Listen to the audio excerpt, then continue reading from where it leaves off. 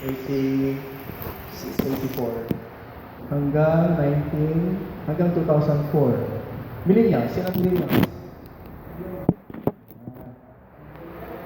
The next generation ay mga millennials. Ang feeling nila ay millennials sila. Meron ba dito ang millennials? Yan. Sama namin doon. Pangatlo, denials. Hindi nila matanggap talaga ang edad nila. Parang edad ng MSU 86. Meron namang pinakamatandang miyembro ng MSU na buhay pa. Sino ang pinakamatandang kaanib ng MSU? But dito, si Carol, as a church, sa buong kongregasyon, Kasara, Pastor Clyde Cruz. Yung hindi naman nawawala sa biging kaanib yun, di ba? Pastor Clyde, no? Dito talaga yun, mga Cruz, dito. Opo. Kalusin. Matanda ang Kalusin, di ba? 89 na? May ganyan. Hanggang 90. Ang Pastor Clyde, wala pa yata 9. Wala. Si Kalusin. Okay. So, ang pinakabatang MSU member, ano bang age? 13. Yung kanina, yung mga bagong tayo. Okay. Salamat din sa mga awitin natin kanina na nagpalago ng ating mga pananampalataya. Nung araw, yun lang ang kanta namin. Wala pa sina Chris Tomlin noon. Yan yung mga kanta namin noon. But of course, punong-puno ng mga aral, mga very basic rubbings sa mga tinatandaan ng mga mananampalataya. So, salamat sa review in a way ng mga awit na yan. Meron ng isang famous na tanong. Well, actually, mga tanong.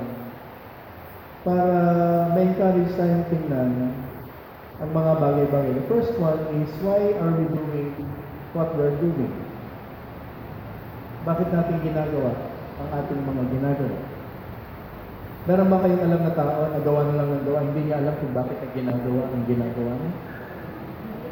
Siguro meron. No? Gusto lang. No? Walang magawa. May magawa. Alright? So, meron naman, it's a reality. Pero meron din kayong mga iglesia na gawa lang ng gawa, pero hindi nila alam kung ano yung dapat nilang gawin. They do not know the reason why they are doing what they are doing. Yung sunyin. Hindi ba? Yeah. Okay. Naniniwala ko kasi tayo na yung right understanding, dinadala tayo sa right doing. Pag tama ang pagkaunawa, gagawin mo yung tama. Although, pwedeng i-contest na relative yung what is right. Kasi what is right sa isa, pwedeng para sa isa ay hindi. But of course, sa realm ng church, alam natin na isa lang ang basihan ng tama at katotohanan. And that is God's Word, ang kanyang banal na salita. So, ang isa pang tanong ng pag-uusisa, tama ba ang pagkakaintindi natin sa banal na kasulatan? At kung ano yung pagkakaintindi natin, then we are doing things upon what we understand mula sa banal na kasulatan. Well, isa pang tanong, do you know who you are? Alam mo ba kung sino ka? Kilala mo kung sino ka? Okay? At kung sino ka, ikaw ay gagawa ayon dun sa pagkakilala mo sa iyong sarili. Pero papaano nga kung ang pagkakilala mo sa iyong sarili ay hindi tama? hindi tumpak.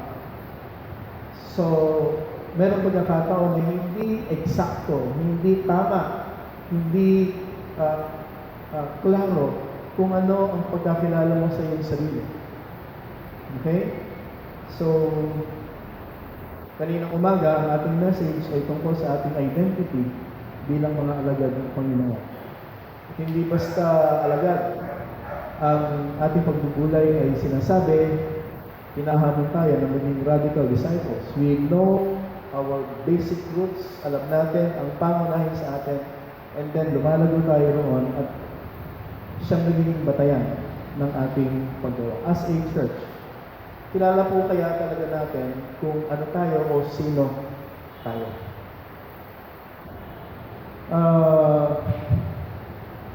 Ang ating church ay 103.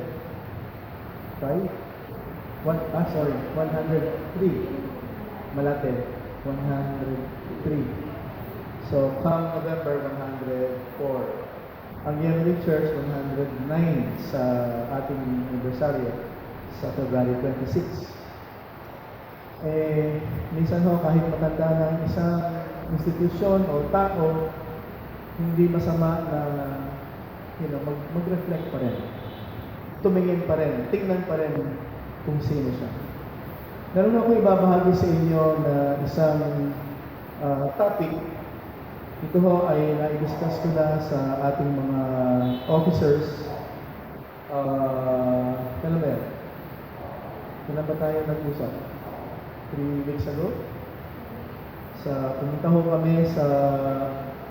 dapat kasama ng si Kuya Daniel at si Kuya Daniel. Dalawang Kuya Daniel yun eh. Kaya lang, nakasama lang namin ay si Ninong Dan. Yung spirit of Ninong Dan. Kaya ho, ang nakausap ko ay yung mga officers natin. Of course, at Levi was there. At saka ako. Ilan ba tayo? 5? Anin tayo. At ito ang aking binahagi sa kanila ay isang bagay na patuloy ko rin pinag-aaralan. In fact, tinanong ko ang isang matandang pastor na alam kong nadaanan na ito. Nagtanong ako ng mga books na pwedeng makatulong para higit na maintindihan. Nevertheless, meron pong ilang mga initial studies na ayon din sa ating mga officers ay aking dalhin sa ating pag-uusap ngayon. So, nakarinig nyo na salitang Mission Day. Mission Day. Okay? So, titingnan mo natin yan ang topic na yan. Yan ho ay salitang Latin. Okay? Ang aking home source, marami yung sila, but ang basic source ko ngayon ay mag-asawang Alex at Hannah Absalom. Sila ho ay mag-asawa, mga misyonero, and then eventually naging pastor sa isang dako sa London. Okay. So, kanilang sinisikap na makapag-share ng mga aral o turo tungkol sa paghahari ng Diyos at ukol sa discipleship. Okay?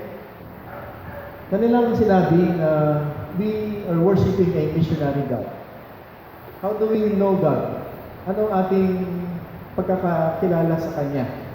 Well, of course, ang ating Ama na nasa langit, siya ang dakilang manlilikha, siya ang Panginoon ng mga Panginoon, marami yung mga attributes niya. Pero gusto natin din maintindihan na ang God na ito natin kilala ay isang missionary God. Okay? Alam natin ang principle na isinugo ng Ama ang anak, and then sinugo ng Ama at anak ang Spirit. Alright? Now, ikatapos ho, nung proseso na yon, alam din natin na isinusugo naman tayo ng Triune God, the Triune God. Isinusugo tayo, kayo at ako, upang maging representative niya. Okay? Sa lahat ng mga lugar at mga tao na nais ng Panginoon na ating maabot. Yun hong John 20:21. Sabi niya ho doon, "Peace be with you. As the Father has sent me, I am sending you. So, importante ho yan na maintindihan natin sa understanding ng mission day. Yan ho diwa ng pagsusugo. So, tayo rin ho ay sinusugo ng ating Diyos. So, again, ito ho isang salitang Latin, mission day, which means mission of God. Alright? The mission of God. So, ito ho ay hindi mission na natapos na noon o history na lang. Ito hong mission na ito ay still going on. Hanggang kailan kaya ito? Hanggang sa ating pagkikita sa pangalan ni Jesus. Hindi hanggang sa pagbabalik ng ating Panginoon. Okay? May nagsasabi hanggang sa muling pagbabalik. Na kailang balik ito? Wala pa, no? Redundant, no? Muling pagbabalik. Dapat pagbabalik na. Isa pa lang yun. Okay? So, ito hong misyon ng Diyos ay hindi pa natatapos. Ito ay nagpapatuloy. Now, ano ba ang layunin ng Iglesia? Pwede mo bang magtanong, ano ang purpose ng church? Kay Maya, magkamat inaanto kayo, hindi ka naman kayo tatawagin. Okay lang matulog. Ako rin inaanto kayo. Wala bang kape? Ano ang purpose ng church? Sagot. Yung nakakaalam nitong lecture ko, huwag mo na kayo sumagot. Ate Dali, yes, Ate Dali. Opo. Okay.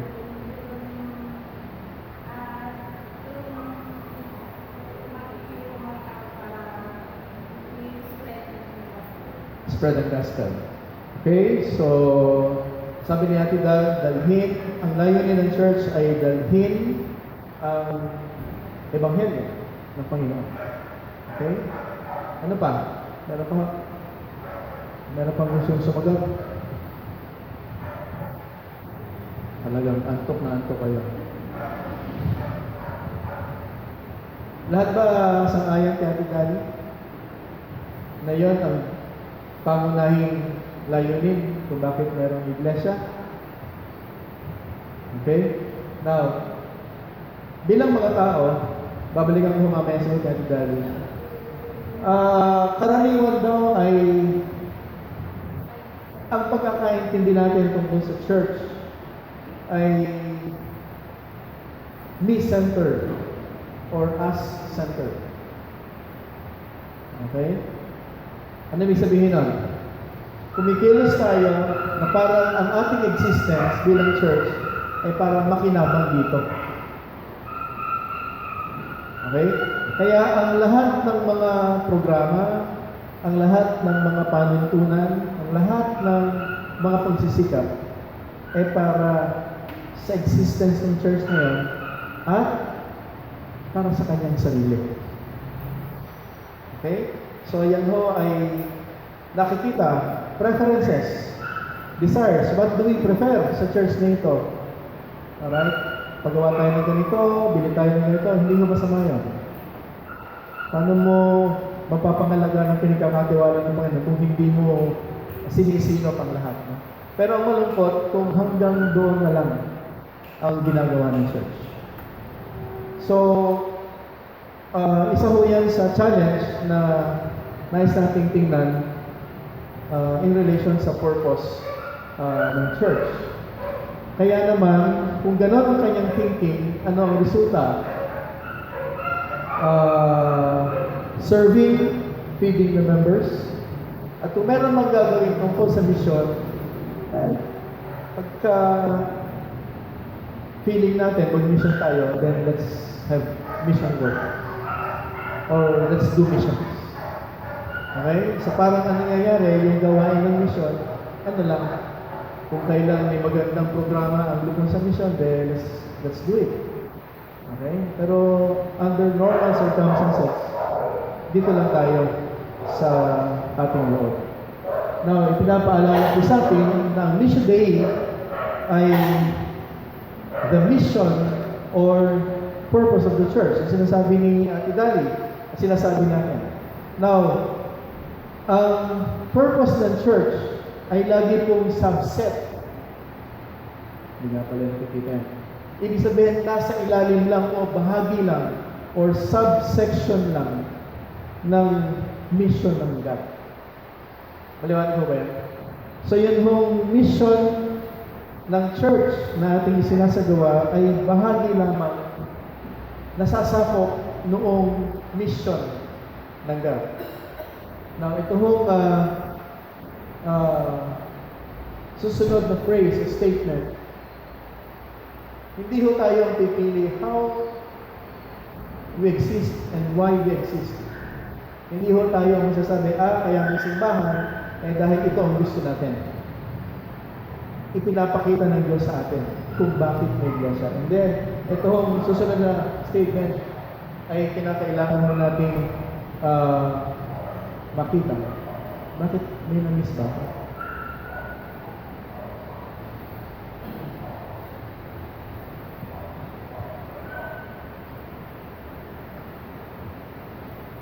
Alright. So, 2 Corinthians 5:20. Tayo ay tinakda ng Diyos to be ambassadors. His ambassadors. Tayo ay sinugo ng God. So, ang sinasabi dito, we only join.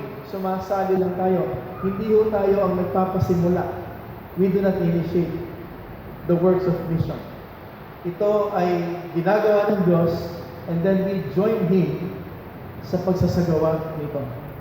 So kaya ang church, pag pumustura na parang sa kanya nag-emanate ang work of missions, medyo lisya ho yun sa understanding niya sa kanyang sarili. Why there is a church?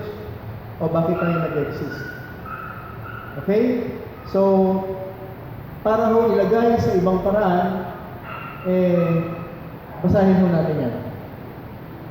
To put it another way, Mission Day reminds us that it is not the church that has a mission, but the mission that has a church. Malaki ang pagkakaiba na. Sa mahabang panahon, ang akala ng marami, sila ang may mission. Ang simbahan namin, may mission. Hindi ho yun ang hustong understanding.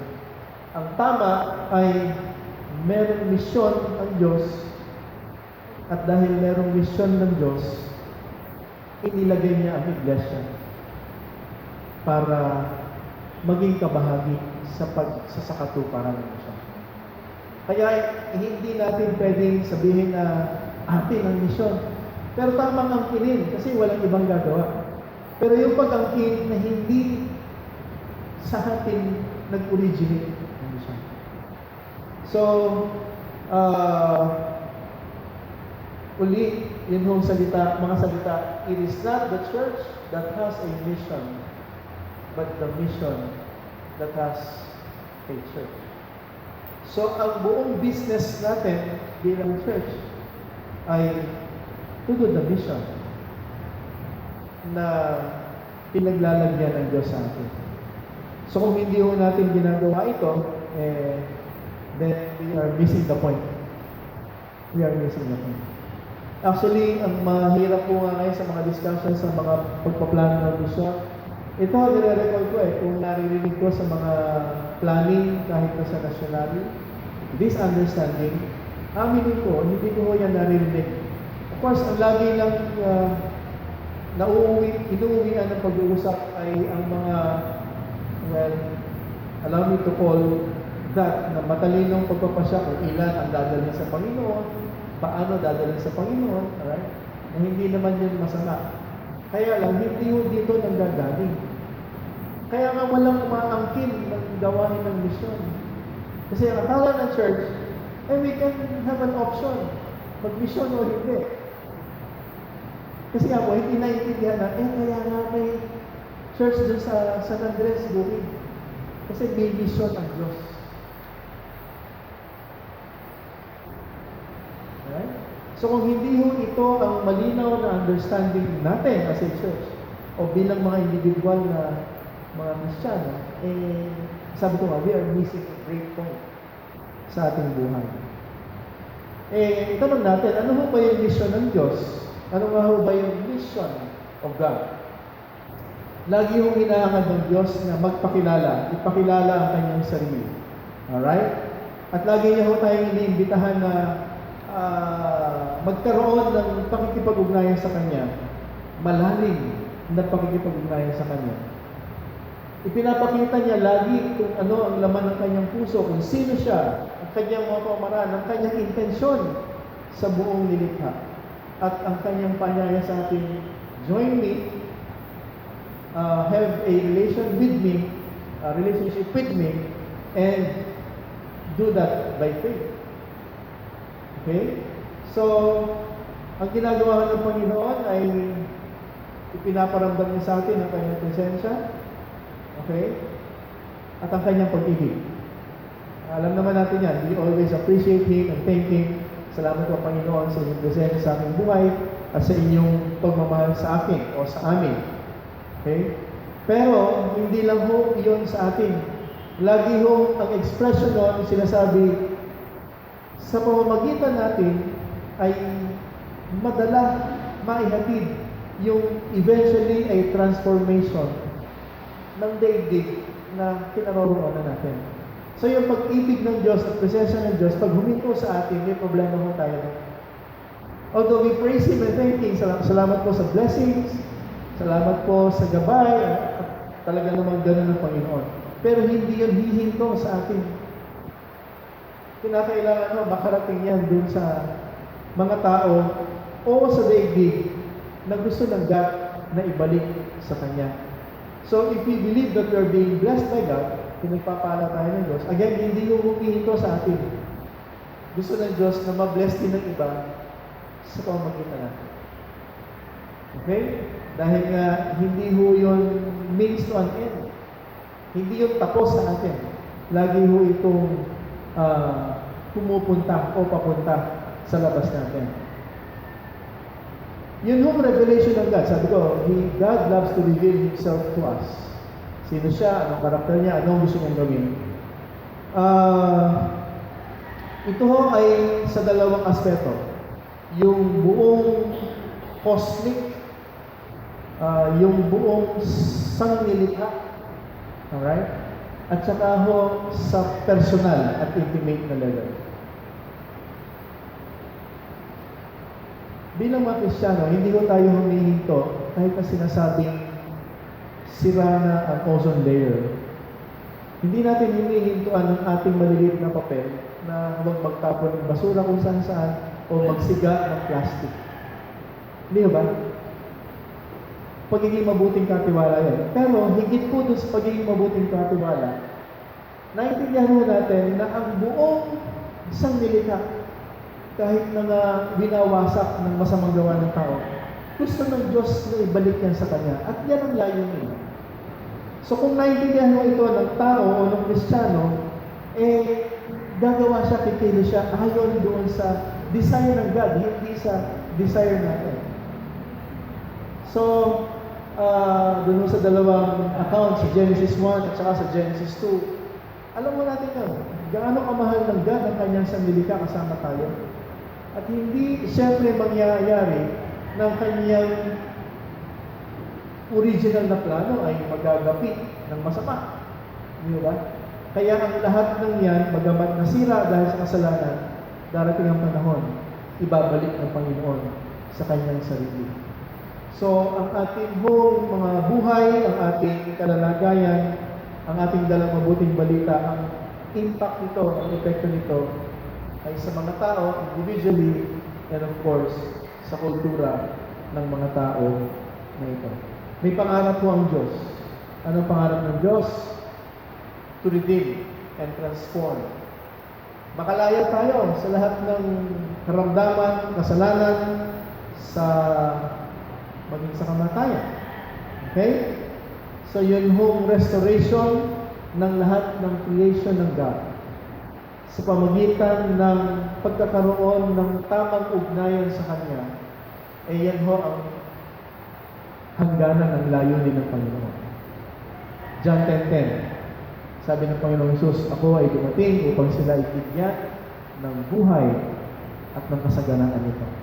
So yun ang ating gawain din ng Iglesia, hindi mo humihinto hanggang sa hindi nangyayari yan. It's not because yun ang gusto natin gawin, but because yun ang gusto ng God na gawin at tayo ay ini-involve niya sa proseso na dadaanan nito. Ang Mission Day ay tungkol po sa ating paglakad kasama ang Panginoong Hesus. Sino ba ang Panginoong Hesus? Siya ang source and fuel ng tunay na buhay.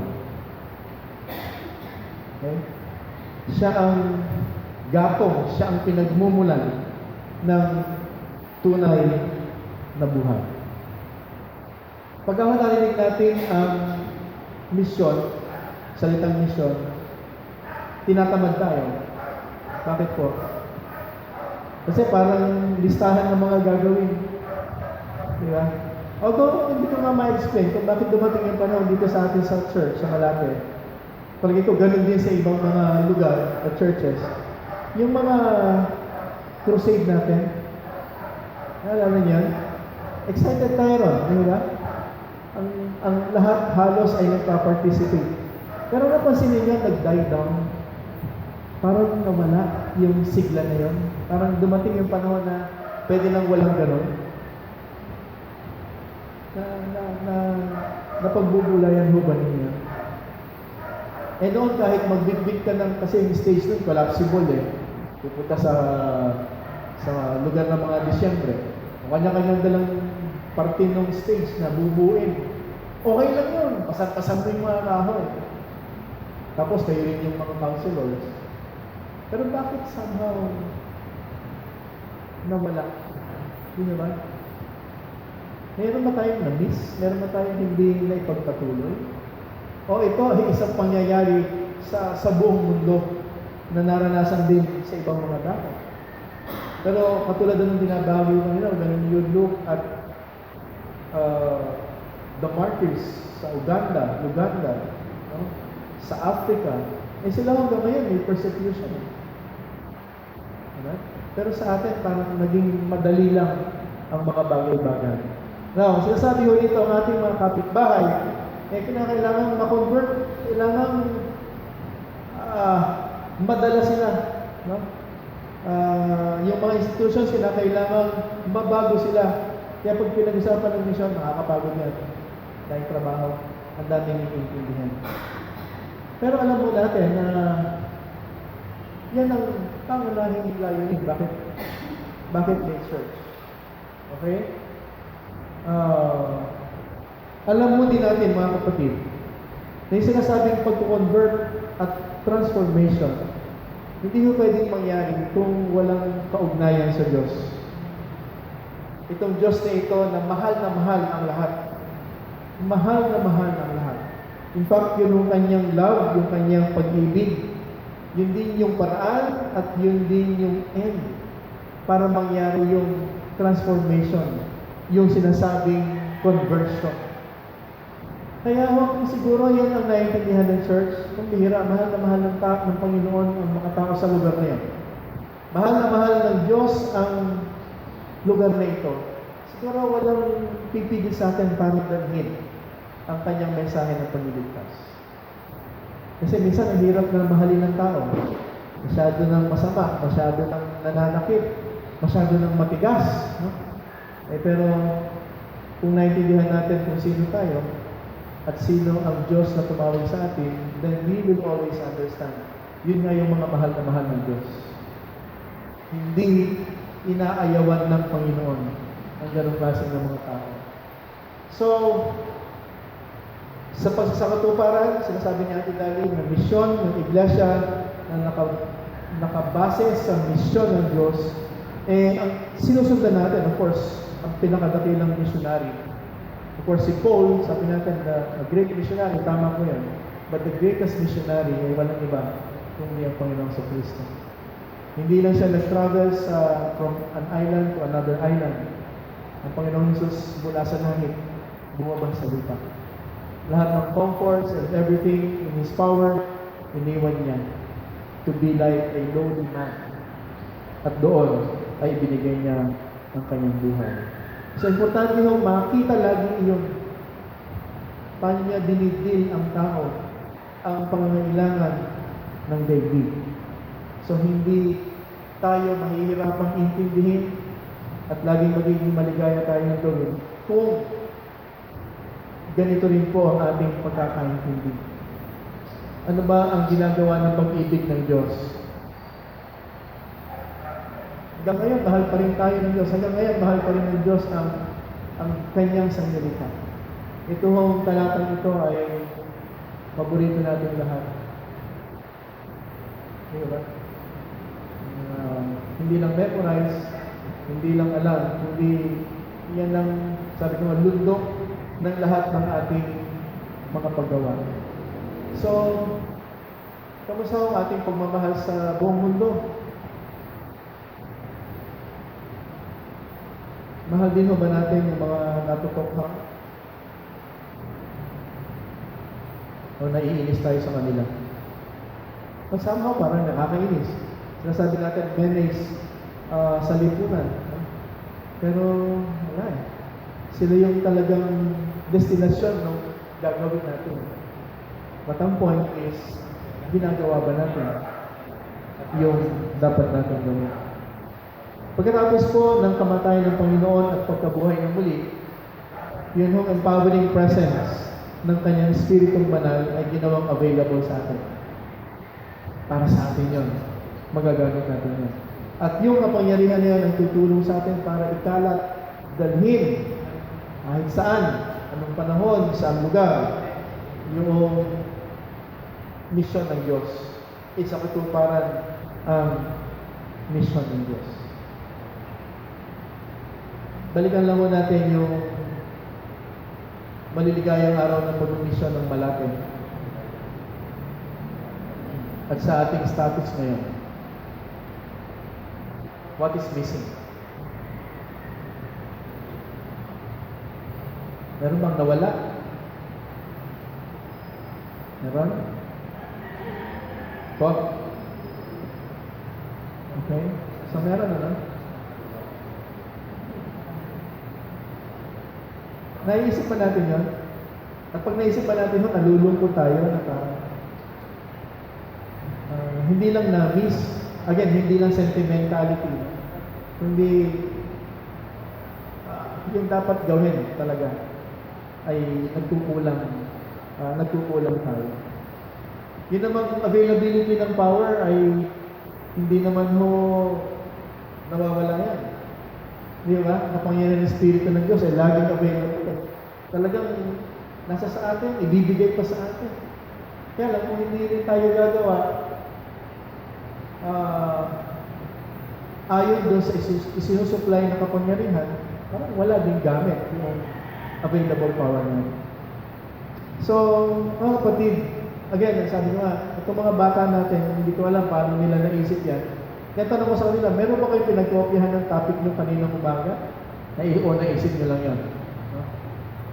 O meron sinulat si Pastor Rick Warren at ibang kasama niya, radicalism. Nakita ko yan, daming sunod-sunod ng mga sinulat. Hindi ko alam kung yun ang nakita nila.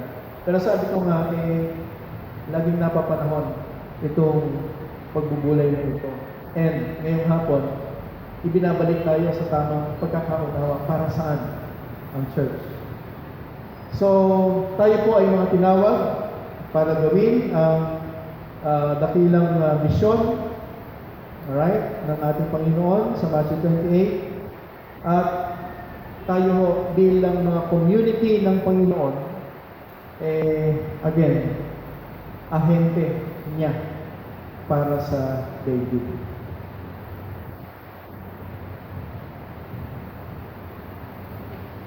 Hindi ko alam saan magsisimula ang pagbabago kung meron lang dapat baguhin. So, baka sa inyo. Pinagpe-pray ko ngayon na pumilis ang Panginoon sa atin ng mga naririto. Tayo rin naman to.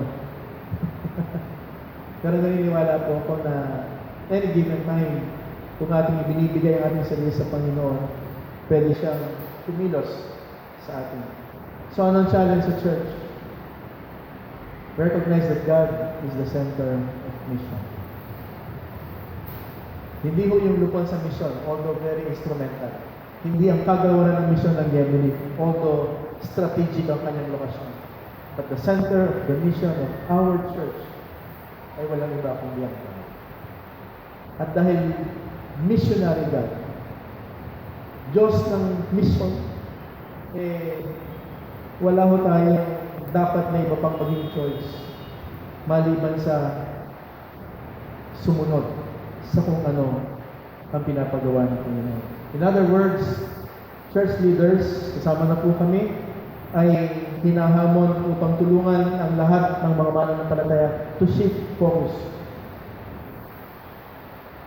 mula sa sinasabing a church-centered mission to a mission-centered church.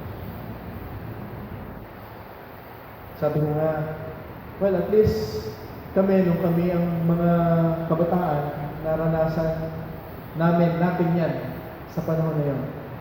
But I think the new generation ngayon, they're striving to understand and to know and to be able to do para saan ba talaga ang church. So, sana po ay sumama uli tayo sa kanila.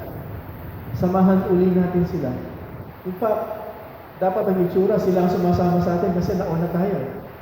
Alright? Pero sa larangan na ito, somehow they are inviting us. Mga magulang, mga lolo, mga lola, mga tito, mga tita, please join us. Alright? At alam ko ho na ito dapat ang ginagawa natin. So, ang agenda ng church ay kinakailangan i-define ng nasan ba ang puso ng Diyos. Alright? Para sa Kanyang nilikha, hindi lamang basta activities natin gagawin. Naalala ko po ang isang church sa Las Piñas. Yung pastor doon ay nakilala namin. Hanggang ngayon, ini-invite ako na magkahuntahan kami, magkausap kami. Siya ho ay nagkaroon ng pagbabago sa kanyang pamamaraan ng iglesia. Kaya ang tawag nga niya ay discipleship. Ang kanyang patutuo sa amin, unang meeting ko sa kanya ay sa Four Houses, which by the way, hindi na siya Four Houses. Meron na ibang may-ari. Sabi niya, Pastor, di ba may mga poste yun sa chapel niya? Sabi niya, dito sa poste na ito ako nakayakap. Ang sabi ko sa Panginoon, ayoko na Panginoon, I give up as a pastor. Dahil ang church na ay parang in-maintain lang. Sabi niya, this is not how it should be as a church. Kaya, ayaw na siya. Pero sabi niya, dito kinausap ng Panginoon sa poste na ito. At ang pagbabago, unang nangyari sa kanya. Nagkaroon ng pagbabago sa kanyang pananaw, paningin sa ministeryo at sa nais ng Panginoon. Now, ang kanyang church ay gustong alisin doon sa kalipunan ng mga simbahan. Kumbaga sa Yemili, meron isang lokal doon sa Las Piñas. Gusto silang alisin. Kaya sabi niya, okay lang. So, alisin ninyo kami sa conference. Pero hindi mo magawa ng national organization. You know why? Putok ang simbahan niya. Nagpapatraffic sa Las Piñas. Dahil sa dami ng mga... Although hindi mo sa dami. Sabi niya, Pastor, talagang pag sinunod natin kung ano kalooban ng Panginoon, ang paglago, susunod. So, para din sa pastor na ito ang sinasabi niya lagi, wala kaming activity. Wala kaming activity sa church. Hindi ako pumapayag bilang pastor na walang kasamang bagong tao sa gawain. Pagka walang magdadala ng bagong kasama, hindi tuloy ang activity. Kasi para sa kanya, lahat ng gawain dapat nakaugnay sa pagmimisyon. Hindi ko nga sinasabing gawin natin yun. Hindi ko rin sinasabi kay Pastor Juan. Sineshare kong experience ng isang iglesia, isang church, isang local pastor na ang kayarian ay parang Yemilik din. Very traditional. Kaya sabi niya, kinilos ako ng Panginoon. So, nung nagbago siya bilang pastor, nagbago ang treatment sa kanya ng kanyang asawa, nagalit sa kanya, Nagbago ang marami sa kanyang pamilya, but more importantly, nagbago ang church. Nagbago. And so, nung ipinopos yung tama para sa aming iglesia, again, ang mga activities, hindi na lang karaniwang activity na sila rin na nakikita. Hindi mo masama yun. Pero sa lahat ng kilos, lahat ng usad papunta sa harapan, laging kasahog, kasangkap ang pagmimisyon. Hindi matatapos ang isang gawain na hindi may madadala na tao sa Panginoon. So, sa ating pagtingin ay malalim ang implikasyon na itinuturo sa atin ng ating pinagbubulayan ngayon. Ultimately, lahat po ng misyon ay gawa ng God. At ang ating bahagi o ginagawa ay tugon sa kung ano ang nais ng Panginoon na gawin natin, na actually ginagawa na rin niya. So, we only become participants. So, hindi ko tayo nagsisimula, hindi tayo nag-originate, kundi ang Panginoon. Sabi nga natin kanina, the Spirit of God will provide resources at hindi sa ating sariling galing o lakas o talino tayo ang mga hawakan. Ibig sabihin, lahat-lahat ay galing sa Diyos. We only need to participate. Parang may direksyon na, lumalarga na yon, sumasama lang tayo. Sa John 5:19, modelo natin ay ating Panginoon sa Kristo. Sabi diyan, the Son can do nothing by himself. He can only do what he sees the Father doing. Because whatever the Father does, the Son also does. So kung tayo ay tunay na alagad ni Jesus, tayo ay tunay na anak ng Ama nating nasa langit, hindi mo pwedeng hindi natin gawin kung ano ang ginagawa na nila o ginagawa niya para gawin din natin sa ating panahon. So tayo po ay tinawag ng God to join this mission day.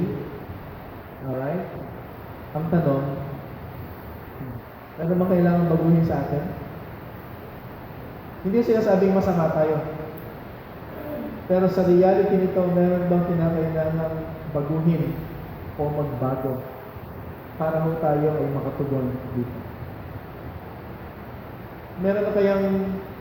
Meron kaya hong hindi humihinto na ipanalangin itong mga kapitbahay natin sa Ruby para makakilala sa Panginoon? Parang nung araw na natin pinag-uusapan yan, challenge. Tuwing dadaan ka sa Ruby Street, ipag-pray mo yung mga tao doon sa mga kapitbahay natin. Meron kayong hanggang ngayon ginagawa na? Ilan na ba ang nadala rito sa Panginoon? Ewan, ito alam. So, meron bang kinakailangan baguhin? Meron mo bang kinakailangan i-refocus sa atin? So, bilang tugon, paano ho tayo in a practical way ay makagagawa kaugnay ng mission day sa gitna ng ating mga kakilala, kapitbahay, kaeskwela, katrabaho. Yamang alam natin na kaya may iglesia ay dahil mayroong misyon ng Diyos. Right? At kung saan tayo naroon, tayo ay isinugo ng Panginoon para isang katuparan ng kanyang misyon. So, hindi ko alam kung ito ang i-discuss sa grouping. Meron mo bang grouping o wala mo?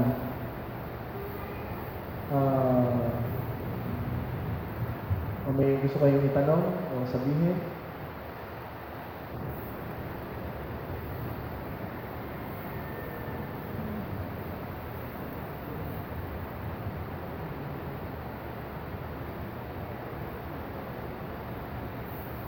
Naintindihan ho ba ninyo ang mga pinag-usapan natin? Dalawang bagay lang po pag walang nagsasalita, di ba? Naintindihan lahat o walang naintindihan. Ano ang nagpiprevail na damdamin sa inyo ngayon? Tapos natin tingnan ito. Ano ang nasa-sense po ninyo ngayon?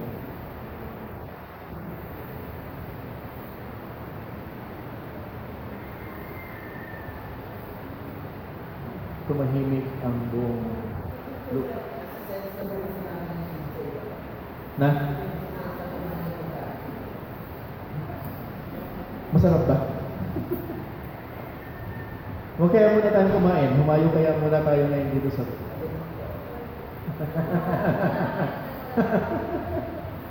Minsan kailangan itulak natin ang ating mga sarili. No? Ito naman, naiintindihan na natin eh. Kaya lang, well, dapat klaruhin mabuti. Kung minsan, tayo na rin ang hahamon sa bawat isa so that we will not be neglecting kung ano ang dapat natin.